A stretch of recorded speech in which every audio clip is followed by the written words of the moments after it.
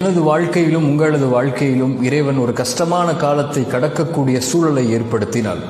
ஒரு விஷயத்தை கொடுப்பதற்கு இறைவன் தாமதப்படுத்தினால் ஒன்றை புரிந்து கொள்ளுங்கள், அது இறைவனுடைய அருள். அது அந்த கஷ்டமான காலத்திற்கு பிறகோ அந்த தாமதத்திற்கு பிறகோ என்ன கிடைக்கும் என்பதை இறைவன் ஒருவனே அறிந்தவன். நம்மை பொறுத்தவரை காத்திருப்பு மட்டும்தான் நம்மால் முடியும். இறைவன் நோயை கொடுத்தால் தான் சுகத்தை கொடுக்க முடியும். இறைவன் கஷ்டத்தை கொடுத்தால் தான் இன்பத்தை உணர முடியும். வழியை கொடுத்தால் தான் அந்த வழி மறைந்ததற்கு பிறகு வரக்கூடிய மகிழ்வை அனுபவிக்க முடியும்.